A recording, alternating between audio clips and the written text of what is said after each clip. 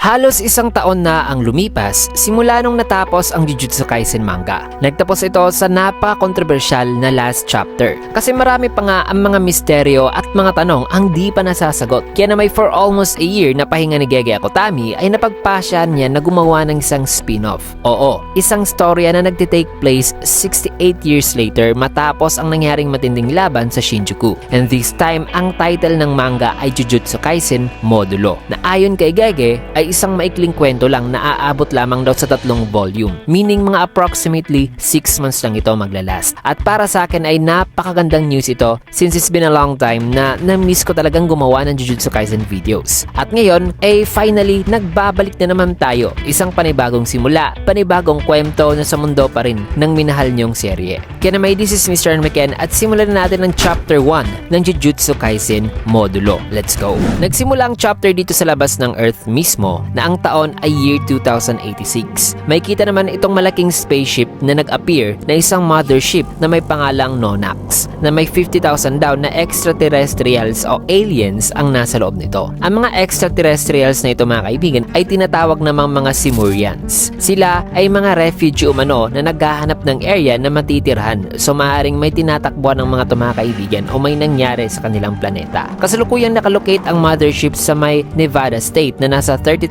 meters altitude mula sa lupa. So sa napakalaking universe na ito ay ano kaya ang mamimit nitong kulay asul na planeta na ang planetang Earth. Matapos niyan ay sa loob ng mothership ay may kitang isang nilalang na may third eye na sabing Japan. Ang nilalang na ito ay may sungay mga kaibigan at nakaupo. Kausap ang dalawa pang nilalang na ang isa ay tila ba'y kamukha ng evolved form Tengen. Sabi nitong nakaupo na ano ba raw ang ibig sabihin nito? Na di ba ang Amerika raw ang pinaka makapangyarihang bansa sa planeta niyan? Sagot naman itong isa na tama ka po. Subalit ayon daw sa Amerika na ang may authority daw pagdating sa diplomatikong misyon o pakikipag-communicate ay ang Japan daw. Kaya sabi naman ng nakaupo na ganun ba? May nakita ka ba? Nasabi naman itong lalaki na may third eye din na sa tingin niya na may mga nilalang daw na may similar sa kanilang kapangyarihan na nag-i-exist sa Japan. Tanong naman na nakaupo na ano? In which ay paliwanag naman ng lalaki na sa planetang to ay ang mga nilalang na yan ay tinatawag naman daw Jujutsu Sorcerers. Sabay pinakita rito ang isang lalaki at ang mga magiging bida ng ating kwento. Matapos yan, inilipat naman na eksena sa isang flashback na kung saan ay 6 na taong gulang pa lamang itong si Yuka Okkotsu, ang babaeng apo ni Yuta. May kita naman si Yuka na kalaro si Yuta mga kaibigan na nanatili talaga ang peklat sa kanyang noo nung ginamit niya ang curse technique ni Kenjaku. May time din na nangunguha ng insect itong si Yuka, may time na umiiyak siya at nagsumbong sa kanyang lolo na sa flashback na ito ay may kita na grandpa's girl talaga itong si Yuka. Isang araw ay binigay naman ni Yuta ang singsing ni Rika dito sa kanyang apo na si Yuka. Nasabing gusto kong ibigay ito sa iyo. Tanong naman ni Yuka na sigurado po ba kayo? Sagot naman ni Yuta na gusto mo ito, di ba? Nasabi naman ni Yuka na pero lolo itong pinaka-ingatan mong bagay. Sagot naman ni Yuta na oo, tama ka. Pero Yuka, nag-aalala kasi ako sa'yo kasi may pagkapabayaraw itong batang to. Kaya ang singsing daw na ito ay ang magbabantay daw kay Yuka hanggang sa dumating na raw ang araw na maging isa na raw itong sorcerer. Kaya sipagan lang daw nito. Natuwa naman si Yuka na sabing opo, sisipagan ko po talaga, lolo. Ilang taon naman ang lumipas mga kaibigan ay may kita ang larawan ni Yuta sapagkat ng 10 taong gulang na si Yuka ay namatay na pala si Yuta mga kaibigan at kasalukuyan niya yung sinasagawa ang funeral. Nasabi rito ni Yuka na simula raw kasi nung namatay ang kanyang lola na si Maki ay doon na raw unti-unting naging mahina na raw ang kanyang lolo. Hindi lang daw si Yuta kundi silang lahat daw. Hindi raw kasi talaga nila inaasahan na mauunang mamamatay si Maki kaysa sa kanyang lolo. Kaya dito na niyakap ni Yuka ang ataol na sabing pinapangako raw niya na magiging malakas raw siya kagaya raw ng kanyang lolo noon. Matapos niyan ay nilipat naman na eksena dito sa isang babae na miyembro ng Gojo clan na maaaring ina ni na Yuka na sabing akin ang singsing. At sa mga di nakakaalala, si Yuta mga kaibigan ay naging head na ng Gojo clan matapos ang nangyaring final fight since si Yuta ay distant relative din ni Gojo and siguro around sa time na iyon ay walang formidable sorcerer mula sa Gojo clan.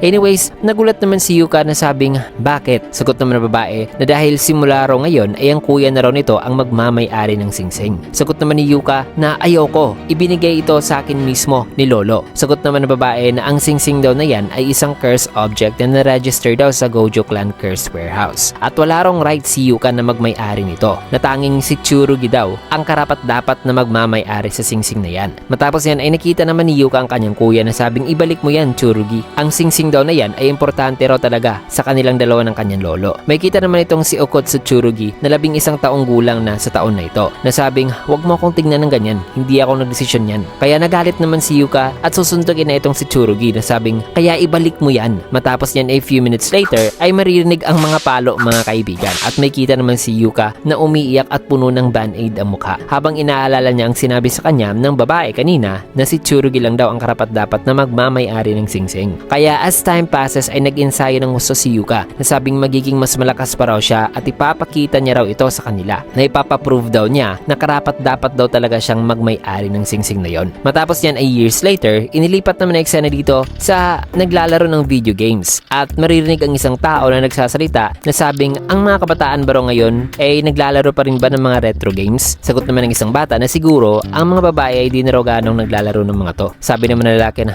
ang galing mo sa larong yan. Sagot naman ng bata na sa bahay raw nila ay nakakalaro lang daw siya ng mga games ng nasa 1 oras lamang. Pero sa bahay naman daw ng kanyang kaibigan ay on weekends ay nakakalaro naman daw siya ng buong araw nang di pinapagalitan at saka binibili raw ng mga magulang ng kanyang kaibigan ang mga additional downloadable na mga game contents. Pero pagdating daw sa kanyang mga magulang ay masusungit daw sila kasi kahit nga panonood lang daw ng videos ay pinahihintulutan lang daw siyang manood ng 30 minutes a day lang. Matapos yan ay namatay naman ang karakter sa laro nitong isang lalaki. Kaya tanong pa ng lalaki na dapat barong laruin nitong bata ang mga ganitong klaseng laro. Natanong naman ng bata na bakit naman? Sagot naman ng lalaki na kasi namamatay sila, di ba? Di ba napakasama naman yan? Sagot naman ng bata na normal lang naman sa akin yan eh. Nasabi naman ng lalaki na kung normal lang yan, edi ayos lang, di ba? Tugon naman ng bata na oo. Kaya sagot naman ng lalaki na kung ganun, eh wala kang problema. Kung ganyan din ang kahihinatnan mo, no? Na matapos masabi ng lalaki ay nilipat naman ng eksena dito sa isa pang lalaki na maaaring mula sa Jujutsu Tech na sabing ang nangyayari raw kidnapping sa mga Japanese citizens para gamitin daw ang mga to bilang resources ng enerhiya ay isang napakaseryosong problema na raw. Na ngayon dito sa Kyoto ay maraming nga rong insidente ng mga batang nakikidnap at since na mga pulis ay di pa rin daw nakakakuha ng kahit na anumang lead o na-track down ang mga nangingidnap ay iniisip daw nila na maaaring may mga sorcerers daw na involved dito. Kaya gusto raw niya na itong tatlo ay mag-imbestiga sa pinangyarihan ng kidnapping at i-report daw ang kahit na anong lead sa mga higher-ups kahit na gaano pa raw ito kaliit. At kausap na lalaki itong si Tsurugi na 17 years old na at si Yuka naman na 16 years old. So apparently, may epekto pa rin pala ang ginawa ni Kenjaku noon mga kaibigan nung pumunta ito sa Amerika at inintroduce sa kanila na ang Japan ay may unique energy na ang curse energy na pwedeng gawing source ng enerhiya na pwedeng gawing alternative ng solar energy o electric energy mga kaibigan. Ito ang naging dahilan noon sa kung bakit pumunta o nagpunta itong mga Amerikano sa Japan during sa Calling Games para i-abduct ang mga sorcerers. Anyways, tanong naman ni Yuka na tatlo, ano bang ibig mong sabihin dito sa tatlong yan? In which ay dito na nagpakita at nagpakilala itong isang lalaki na sabing ako si Inspector Maruluval Vol Yelvuri. Tawagin niyo na lang ako sa pangalang Maru. At ang lalaking to ay ang very same being na nakita natin kanina o bakay kamukha lang mga kaibigan. In which ay malalaman natin mamaya. Matapos yan ay sabi naman ni Yuka na isang Jujutsu sorcerer mula sa ibang bansa na napaka-unusual naman daw. Tanong naman ni Maru na ganun ba? Kaya paliwanag naman ni Yuka na ang curse energy ay isang emotional daw na enerhiya na unique lamang sa mga Japanese. Kaya naturally, ang mga sorcerers daw ay pinapanganak lang daw sa Japan. Pero may mga exceptions din naman daw na kagaya nitong si Maru. Nasagot naman ni Maru na ganun ba? So ang nangyayaring pangingidnap sa mga Japanese citizen ay dahil daw pala sa curse energy. Sagot naman itong isang lalaki na tama ka. Mataas daw ang presyo ng mga Japanese sa mundo ng human trafficking. Nasabi naman ni Tsurugi sa lalaki na, oy, teka muna, ibig mo bang sabihin na walang masyadong alam ang lalaking to sa mga bagay na yan? Kaya sinabihan naman ni Tsurugi ang lalaki na parang nag-aalala tuloy siya kung pupunta siya sa misyon kasama itong si Maru. Nasabi naman ni Yuka na sinong may pake kasi isa lang naman daw itong maliit na investigasyon. Hindi naman daw mga curse users ang kanilang kaharap dito. Tanong naman ni Maru na curse users. Sagot naman ni Tsurugi kay Yuka na ang punto ko rito ay hindi mo alam kung anong mangyayari.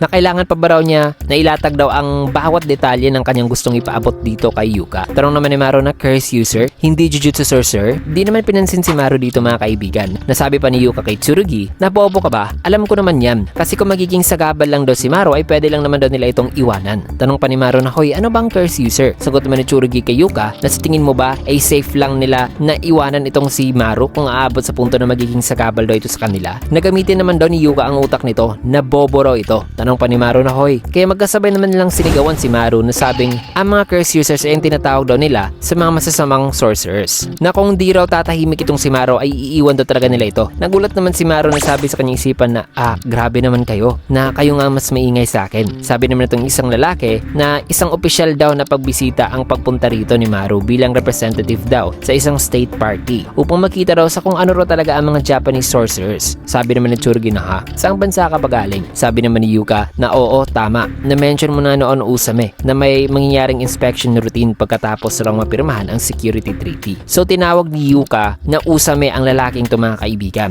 Na interestingly ay may grade 1 sorcerer na may pangalang Usame na nabanggit noon ni Kusakabe na mas malakas pa sa kanya. Ang Usame na ito ay hindi nag-appear sa Jujutsu Kaisen manga at na-mention lang ni Kusakabe. Eventually, nireveal lang ni Gege ang appearance nito sa Jujutsu Kaisen extras na page at sinasabing wala pang scheduled appearance para sa character na ito. At may dalawang possible reason mga kaibigan sa kung bakit Usame ang pangalan nito. Na una ay baka kapangalan lang ni Usame ang sorcerer na ito o ang taong to o di kay si Usame talaga ito na kung si Usame talaga ay mas misteryoso talaga ito mga kaibigan kasi sa papaanong paraan hindi tumanda itong si Usame na mas matanda pa siya kina Yuta. Anyways, sabi naman ni Maru na may seryosong mukha na titignan niya raw mismo kung anong klase at gaano raw kalakas itong sina Yuka and Tsurugi as a sorcerer. Nasabi pa sa kanyang isipan na kailangan din daw niyang malaman kung itong mga earthlings ba raw na ito na may kaparehas nilang ability ay kaya ba raw makipag-coexist sa kanilang mga Simurians. So ito talaga ang goal ni Maru mga kaibigan, kung hindi ba talaga threat itong mga Jujutsu sorcerers sa kanila. Kasi nagpunta sila rito para mag-seek ng refuge. Dada pa ni Maru na dediretsahin ko na kayo na kahit anumang mangyari ay huwag kayong umasa sa akin. Inutusan raw kasi siya ng mga higher ups na hindi makialam dito sa dalawa. Kaya dito naman ang bilis na umalis ang dalawa na sabi naman ni Yuka na kung ganun ay iiwan ka na namin. Sagot naman ni Tsurugi na naging sagabal na nga raw ito sa kanila ngayon eh. Sabi naman ni Maru na hoy, tumalo naman si Yuka na sabing ayaw raw niyang manatili kay Maru dahil sa attitude nito. Nasabi naman ni Tsurugi na tumalon na rin at saka hindi naman daw isang state guest itong si Maru. Na matapos niyan ay mag-isa na lang itong si Maru na habang malungkot ito ay in-approach naman siya ni Yuka na sabing huwag kang umiyak dahil dun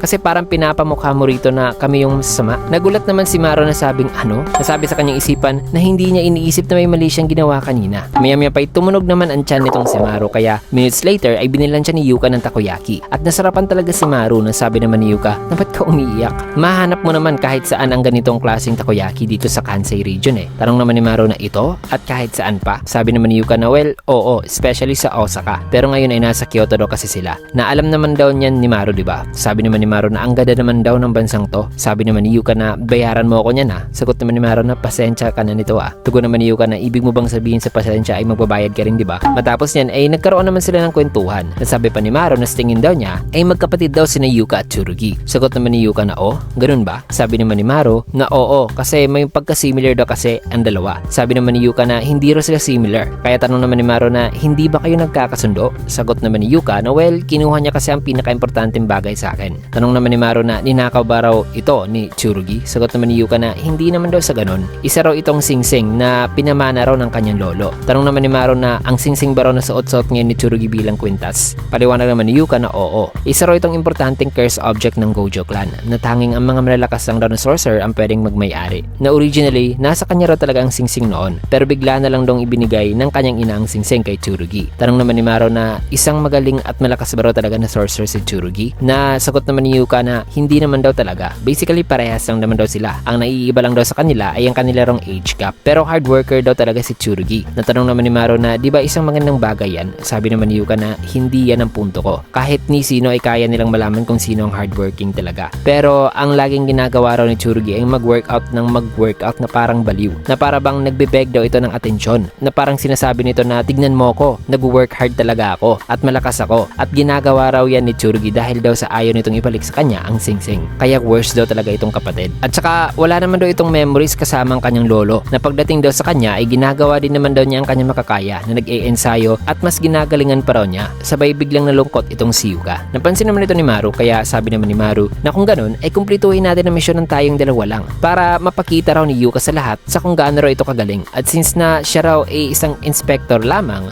kung magkasabay raw nilang gagawin ng misyon ay magmumukhang si Yuka lang daw ang kumompleto sa misyon. Kasi remember, may orders mula sa higher ups itong si Maru na bawal itong mag-interfere kina Yuka. Sagot naman ni Yuka na ang pag-aak ng mag-isa sa trabahong to ay pinagbabawal daw talaga. Sagot naman ni Maru na ganun ba? Subalit sabi pa ni Yuka na pero hindi ko naman sinasabing hindi ko yung gagawin, di ba? Ngumiti naman si Maru na sabi naman ni Yuka na teka muna Maru, pero hindi ka pwedeng tumulong sa mission, di ba? Sagot naman ni Maru na nag-i-stutter mga kaibigan na ayos lang naman, wala naman makakapansin hanggat sa hindi raw siya gagamit ng curse energy. Tugon naman ni Yuka na mukhang masyado rong kampante itong si Maru na sigurado raw talaga siya na isa raw talaga itong foreigner at hindi taga Japan. Kaya sabi naman ni Maru na tara na, huwag ka naman natiling nakatayo dyan, pumunta na tayo sa area. Kaya minutes later ay pinuntahan na nila ang area na sila lang. Napagod naman sila sa kaka-survey na sabi naman ni Maru na wala raw silang nahanap. Sagot naman ni Yuka na well, oo ganyan naman raw talaga pagdating sa mga amateur. Na parang wala raw talaga nangyayari dito sa mga mata ng mga amateur. At saka, wag daw itong humiga sa kalsada. Kaya tanong naman ni Maru na so may nahanap ka na ba? May kita naman si Yuka na may tinitignan sa kanyang parang bracelet na may hologram. Sabay tinanong niya si Maru sa kung saan daw ito gustong pumunta pagkatapos sa street na ito. Nasagot naman ni Maru na sa kanan daw. Kaya lumiko sila sa kanan. Nasunod naman ay tinanong ulit ni Yuka si Maru sa kung saan ito pupunta. Sagot naman ni Maru na pakaliwa raw. Matapos nilang lumiko pakaliwa ay sabi naman ni Yuka na sunod naman in which sabi naman ni Maru na straight lang daw. May kita naman na may ibinigay si Yuka mula sa kanyang device. Natanong naman ni Maru na anong ginagawa mo? Kaya sabi naman ni Yuka na eto, tignan mo. Natanong naman ni Maru na itong sinusulat mo kanina. Na sa pagtingin ni Maru ay sabi niya na na-predict mo kung anong daan ang pipiliin kong puntahan.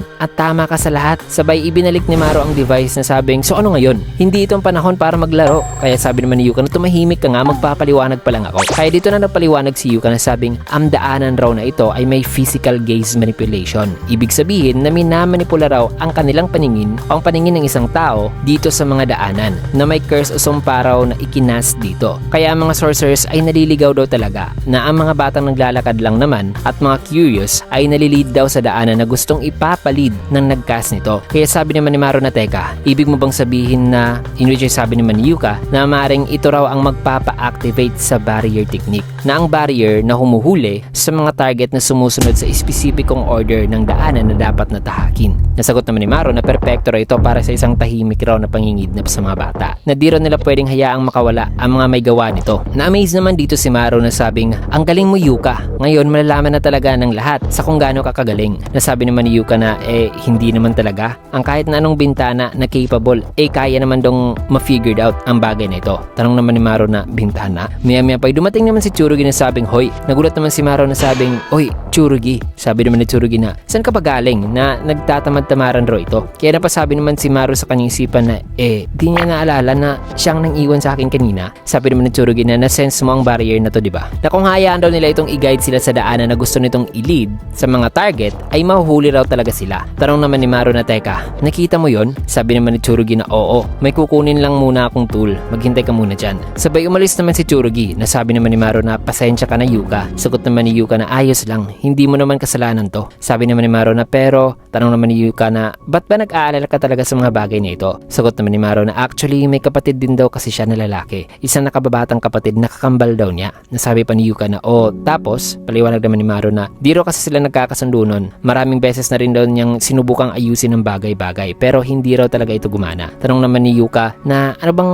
pinag-awayan niyo? Sagot naman ni Maru na wala naman daw talagang particular na rason. Lagi rong sinasabi ng kanyang kapatid na clumsy raw siya at nagagalit daw siya sa mga salitang yan. Nasabi naman sa isipan ni Yuka na bagamat malungkot pero tama raw kapatid ni Maru. Sabi naman ni Maru na masakit daw na hindi sila nagkakaintindihan ng kanyang kapatid at nasasaktan daw talaga siya kung iisipin niya na magiging ganito na lang daw sila palagi. Na ayaw raw kasi niyang maging ganito rin daw ang kahinatnan ni Yuka. Kaya gusto raw niya na isettle ang lahat pagdating sa issue tungkol sa Singsing at magkaayos na ang dalawa. Kaya sabi naman ni Yuka na porket di kayo nagkasundo ng kapatid mo dapat na i-project mo rin ang iyong kagustuhan sa kung paano paraan magkakasundo ang ibang magkakapatid kagaya namin. Anyways, hindi naman daw sa hindi raw talaga nangyayari ang mga bagay na ito sa mga magkakapatid. Sabay nagkaroon sila rito ng awkward moment. Nasabi naman sa sarili ni Maru na hindi raw nasa-sense ni Yuka ang mga maliliit lang na mga emosyon na pinapakita ng isang tao. Inuchay sabi naman ni Yuka na wala raw siyang pake sa kanyang kuya as long as makuha raw niya muli ang Singsing. Matapos yan ay minutes later ay dito sa isang kanto ay sabi naman ni Yuka na kung tama raw ang kanilang reading ay ito raw ang simula ng daanan. Naghanda naman ng tape si Tsurugi na sabing natapos niya na raw ang pag-report kaya trabahuin na lang daw nila ang pagsarado sa mga daanan dito. Na kahit na hindi raw nila ma-block talaga ang lahat ng mga daanan ay at least may iwan daw nila ang mga daanan na magpapa-activate sa conditions ng barrier technique. Since na hindi na madadaanan pa ang ibang daanan na magpapa-fulfill sa conditions kasi may specific na daan na dapat natahakin ang isang target para ma-activate ang barrier technique mga kaibigan. Matapos yan ay nilagyan na nila ng keep out na tape ang daanan na ito. Nasabi pa ni Yuka na ayos na to. Subalit bigla namang dumaan ng isang bata mga kaibigan. Bagay na kumulat sa kanila. Nasabi nila na hindi. Hoy bata, teka muna. Napalingon naman at napahinto ang bata pero biglang nag-appear ang isang napakalaking kamay na nagpagulat sa kanila sabay may kita na hinawakan ng kamay ang bata at tuluyan itong kinuha mga kaibigan at naglaho kasama ang bata. Nainis naman si Tsurugi. Nasabi sa kanyang isipan na ang kaharap pala nila ay isang top tier daw na curse user kung nilalagyan din daw pala nila ng isang spatial transference o teleportation technique ang isang barrier technique at saka sinundan naman daw nila talaga ang daanan na dapat natahakin para ma-meet ang conditions ng barrier. Kung kaya't naganda na si Tsurugi na sabing, Maro at Yuka, hahabulin ko ang bata. I-report nyo kay Usame ang bagay nito. Sagot naman ni Yuka na sasama rin ako sa'yo. Tugon naman ni Tsurugi na hindi. Sabi naman ni Yuka na bakit? Inuchi sabi naman ni Tsurugi dahil gusto kong patunayan na mas malakas pa ako sa'yo. Nagalit naman si Yuka na sabing tumahimik ka nga, sasama ako sa'yo. Maya-maya pa'y nag-appear naman ang kamay sa likod ni Tsurugi nang di agad nila namalayan. Sabay tuluyan nang ang kinuha si Tsurugi at na-transport. At naiwan naman ang katana nito. Natanong pa ni Maru na teka, ba't si Tsurugi lang ang kinuha nun? Sabi naman si Sipa ni Yuka na ang katana raw ni Tsurugi ay naiwan ba raw dahil sa isa itong curse tool? Sabi naman ni Tsurugi na ang barrier ay maaaring nagre-repel daw sa pagkuha sa mga may mas maraming curse energy. Yan daw ang maaaring kondisyon para mapanatiling hindi makapasok ang mga sorcerers dito. Tanong naman ni Maru na pero sorcerer din si Tsurugi diba? Sagot naman ni Yuka na ang kanyang kuya ay isang special case daw. Isa raw itong sorcerer na walang curse energy. Kaya gumagamit daw ito ng curse tool. So apparently si Tsurugi pala ay parang si Toji na may heavenly restriction mga kaibigan. Though kailangan pa natin itong kumpirmahin pa talaga. Kaya sabi naman ni Maru na kung ganun ay masama ito. Especially since pumunta raw si Tsurugi doon para i-rescue pa ang bata. Nasabi naman ni Yuka na para lang itong ang hunter ay yung siyang naging prey. Nasabi naman ni Maru na wow, madaling intindihin ang idiomang yan. Pero hindi yan ang panahon para sa mga idioma. Nasabi naman ni Yuka na kung maka, gawin na lang natin ang sinabi ni Tsurugi na i-report ito kay Usame. Tapos na tayo rito. Nagtaka naman si Maru na sabing ha? Hindi mo siya tutulungan? Natanong naman ni Yuka na saan ba tayo pupunta? Kung ganun, saang lugar at saang lokasyon? Nasagot naman ni Maru na may plano raw siya na kung gagana raw ito ay maaaring mahanap raw nila si Tsurugi. Pero tugon naman ni Yuka na ngayon kung ano-ano na lang daw mga pinagsasabi nitong si Maru. Anyway, sino bang may pake? Wala na raw siyang motibasyon as in zero raw talaga sa totoo lang. Tanong naman ni Maru na zero. Kaya sabi naman ni Yuka na naaalala mo ang sinabi niya diba? Hinaras niya ako kanina bago siya nakuha. Pero sa tingin ko ay hindi niya inaasahan na may iwan ang kanyang katana na dapat lang daw yun sa kanya na nakakahiya raw. Sabi naman ni Maru na kung tatawagin daw nila si Usame pupunta raw ito dito diba? Tugon naman ni Yuka na nasa Tokyo na raw ito ngayon na kung may mga sorcerer raw na free ngayon dito sa Kyoto ay sigurado raw siya na meron naman daw at pupunta raw ito dito. In which sabi naman ni Maru na hindi ito tama. Tara, tulungan na natin siya ng tayo lang. Nasabi naman ni Yuka na tumahimik ka nga. Sinabi ko na sa iyo diba? Subalit sabi naman ni Maru na pero hindi ito tama. Nag-insist naman si Yuka na sumuko ka na. Kaya sabi naman ni Maru no kung mamamatay raw si Tsurugi magsisisi raw talaga sa buong buhay itong si Yuka. Na hindi raw talaga nila pwedeng hayaan na mangyari yan at malay mo magbago raw si Tsurugi. Pero kung mamamatay raw ito ngayon ay di na raw yan mangyayari pa. Nakapatid naman daw ito ni Yuka. Kaya dapat na magtiwala raw ito sa kanya na kahit ilang beses pa raw silang nag-away o kahit ilang beses pa raw siyang iinsultuhin itong si Tsurugi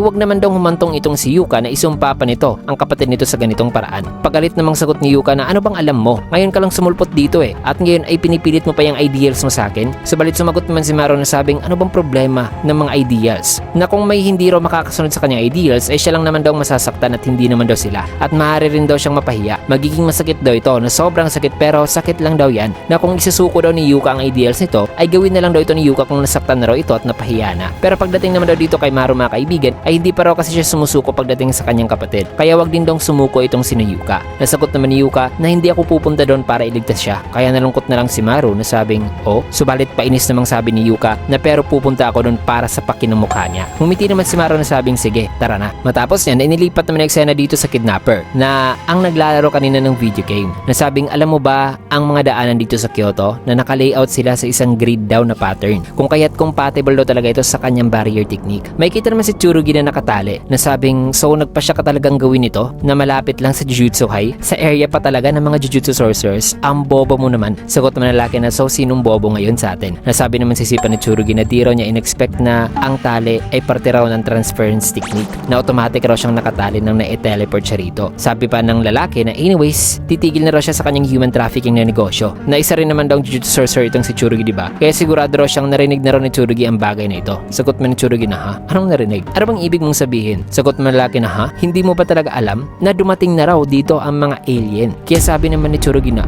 so ikaw pala ang klase ng tao na nagpapanigula sa mga conspiracy theories. Akala ko ba mas matalino ka pa nito? Sagot naman ng lalaki na sa kasamaang palad, nagsasabi ako dito ng totoo. Napaliwanag pa ng lalaki na idiniklara raw ng Inspector General na ang mangyayaring pag-invade daw ng mga extraterrestrial ay nilabel na raw nila bilang threat na on par daw o kapantay raw sa special grade incident noon na pag-atake ni Ryomen Sukuna 68 years later. Kaya sabi naman ni Tsurugi na Ryomen Sukuna, imposible yan. Isa siyang halimaw na siyang gumawa noon sa napakalaking pinsala sa Inhuman Makyo. Nasabi naman ng lalaki na ayos, alam mo pala ang modern history. Maya pa habang nagpapaliwanag ng lalaki ay pinakita rito ang posibleng ang kambal ni Maru na nakatayo sa loob ng mothership, na ayon pa sa lalaki na kidnapper na simula raw nung isinigawa na ang Kyoto Paranormal Security Treaty, ang lahat daw ng diplomatikong related na mga communication sa mga alien ay pinasakamay na raw sa bansang Japan. Subalit despite sa diplomatikong relation ay di raw talaga naiiwasan ang pagkakaiba ng kultura ng bawat planeta, kung kaya't ang diplomatic relations sa mga alien na ito ay makakaburo talaga ng malaking hindi pagkakaunawaan at problema in the future, na naniniwala raw siya na ang mga alien ay magsisimula raw ng gyera para sakupin daw sila, at itong diplomatic mission ng mga alien at ang mangyayaring gyera ay ang siyang magpapa-expose daw sa tunay na kulay ng Japan. So maring itong alien na ito mga kaibigan na nasa mothership ay lalaking kausap kanina na lalaking may sungay at may third eye, na possible na twin brother ni Maru. So tanong naman ni Tsurugi na ano bang ibig mong sabihin? Paliwanag naman ng lalaki, sabay ipinakita ang mga bida natin noon na sabing alam daw niya na pamilyar daw itong si Tsurugi sa nangyaring Culling game noon 68 years ago, na siyang naging trigger daw sa nangyaring treaty, na sina Gojo Satoru at Yuji Todori ay ang siyang pumigil daw sa Culling game. At sa panahong to ay may kilala pa ba raw itong si Tsurugi na ganoong kalakas ng mga sorcerers dito sa Japan, na kung malalaman daw ng mundo sa kung gaano na raw kahina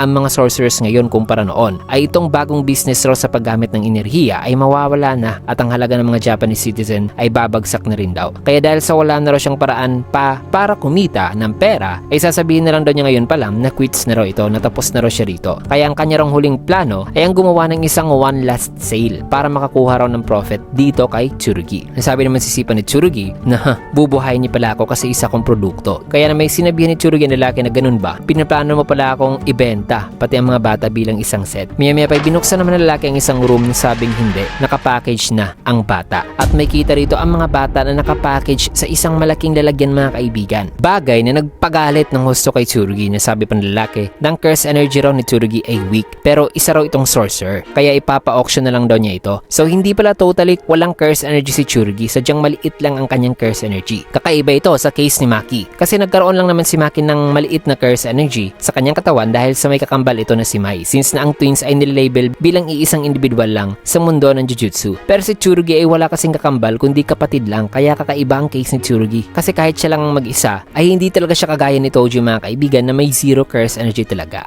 Matapos niyan ay sabi pa ng lalaki na sawa na raw siya sa mga bata, na mga marurumi raw ang mga to, na walang imahinasyon, at ang paraan raw ng pananalita ng mga to ay nakakaasar din, na the more nagkikipag-usap siya ng mga bata ay the more na nahi-hate niya raw ang mga to. Kaya sabi naman ni Tsurugi na siguro dahil sa pareho lang kayo ng mga bata, isa kang nakakahiyang matanda at hindi nakakahanap ng totoong trabaho. At least ay ang mga bata ay mga cute pa. O kaya sinipa na lalaki ang mukha ni Tsurugi nang masabi ni Tsurugi, at napakaraming sipang natanggap dito ni Tsurugi. Nasabi pa na lalaki na huwag ka na magtigas-tigasan pa rito. Nasa luma ka ngayong distrito na iniwan na lang para mabulok dahil sa kakulangan ng pondo nung ang Paranormal Foundation Treaty ay di pa raw nabuo. Kung kaya't sinabihan niya si Tsurugi na sige pa, sumigaw ka pa hanggat sa kaya mo. Walang makakaligtas sa iyo rito. Na habang tumatawa ito ay bigla namang tinamaan lalaki ng isang pinto na nagpaalis sa kanya dito sa harap ni Tsurugi, at may kita na sinuntok pala ito ni Yuka kasama itong si Maru. Nagulat naman lalaki pati na si Tsurugi. Sabi pinakita ang flashback na kung saan ay hinawakan ni Maru ang kamay ni Yuka, na sabing ikaw at si Tsurugi ay magkapatid diba? Sagot naman ni Yuka na oo. Kaya sabi naman ni Maru na gagamitin niya raw ang kanyang isang curse technique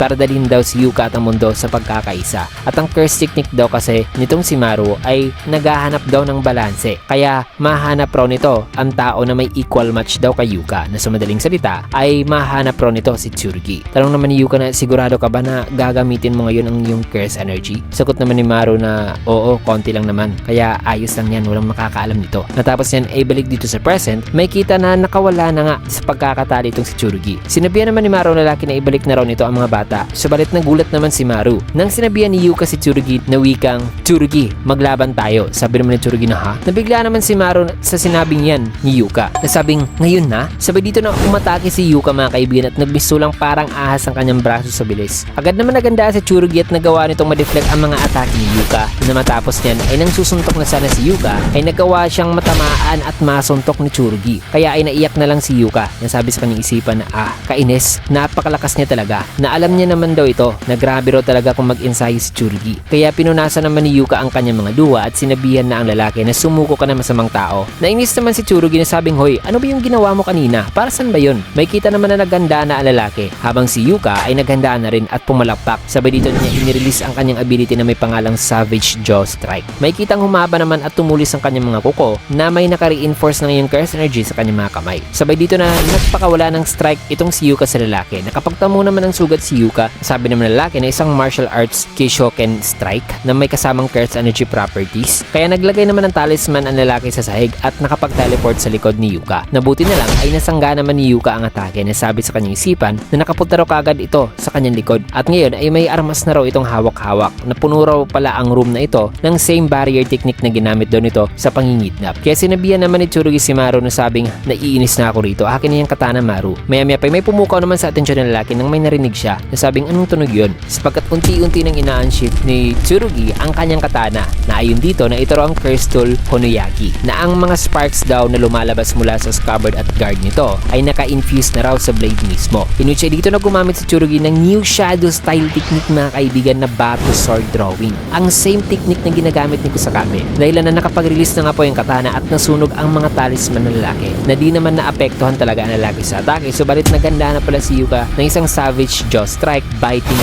Fist. Isang direct hit na nagpaputi talaga sa mga mata ng lalaki. Nasunog naman ang buhok ni Maru mga kaibigan mula sa atake kanina ni Tsurugi. Nasabing ang init. Matapos niyan ay chinek na ni Maru ang mga bata na sabing humihinga pa sila. Ayos lang ang mga bata. Sabi naman ni Tsurugi na wag mo silang hawakan, kailangan nating tumawag ng mga adult. Sinabihan naman ni Tsurugi si Yuka na lumakas na raw ito. Kaya siya naman daw ay mas pagbubutihin pa raw niya para maibalik na raw niya ang singsing dito kay Yuka. Matapos yan ay pinakita naman ang flashback na 7 years old pa lamang si Tsurugi na laging kalaro at kasama ang lola nito. Na isang araw ay sinabihan siya ni Maki na kagaya raw ito sa kanya. Sabi naman ni Tsurugi na ganun po ba? Sabi naman ni Maki na oo, mas lakas ka pa sa kawalan. Pero isang double-edged sword daw ito. Kaya mag-ingat daw itong si Tsurugi. Na ibig niyang sabihin na ang pag-iwan daw sa mga bagay ay importante din daw. Matapos yan ay narinig pala ni Tsurugi noon na ibinigay ng kanyang lolo na si Yuta ang singsing kay Yuka. Kaya nung kasama niya itong kanyang lola ay sabi pa niya na gusto ko rin ng singsing. Sabi naman ni Maki na ang singsing na yon ay isang charm daw na nagpoprotekta at nagpapataboy daw sa mga delikadong bagay. Na di na raw ito kailangan pa ni Tsurugi kasi malakas naman daw ito. Humiti naman si Tsurugi nang nasabi yan ng kanyang lola. Matapos yan ay nung namatay na si Yuta ay ibinigay naman kay Tsurugi ang singsing na sabing simula raw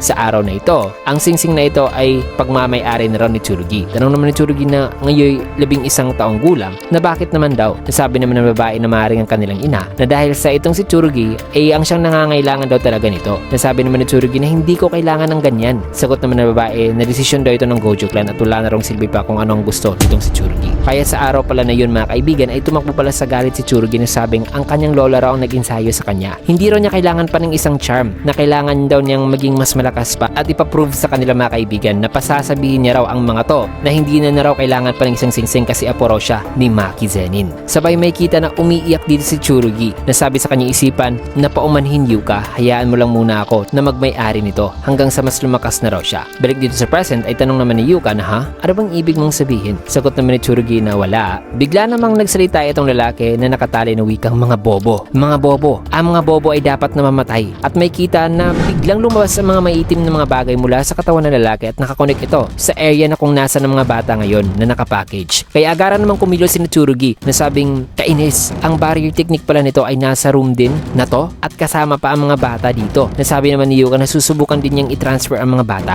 Sabi naman ng lalaki na na-secured na raw niya ang mga buyer. Maya-maya pa ay may isang mata naman ang unti-unting dumilat mga kaibigan sapagkat dito na ginamit ni Maru ang kanyang third eye directly sa lalaki na ikinagulat nito na matapos yan ay biglang bumagsak ang lalaki mula sa ataking ginawa ni Maru. Kaya napahinto naman si Yuka na sa paglingon ni Yuka ay tinanong niya si Maru sa kung ano raw yun. Nasabi naman ni Tsurugi na Maru, teka muna. Sabay naalala naman ni Tsurugi ang sinabi sa kanya ng lalaki kanina na nagpunta na raw dito ang mga aliens. Kaya dito niya tinanong si Maru sa kung alien ba raw ito. May kita naman si Maru na nabigla rin sa kanyang ginawa. Man, antindi. Sumablay si Maru sa pagtago sa kanyang tunay na katauhan. So ano kaya ang mangyayari simula dito? Na tila ba di talaga magkakasundo in the future mga kaibigan ang mga Simurians at ang mga tao. So isang unique concept talaga ang ginawa rito ni Gege Akutami na personally curious talaga ako sa kung paano mag-unfold ang kwento simula rito. At marami akong mga questions mga kaibigan and theories na naiisip from the current situation sa mga sorcerers, sa current situation ng mga bida natin at marami pa talaga. For me, magandang start ang chapter na ito at excited na ako sa susunod na chapter kasi mas malalaman natin ang more background info sa current world nitong Jujutsu Kaisen modulo o modulo at malalaman natin ang lahat ng yan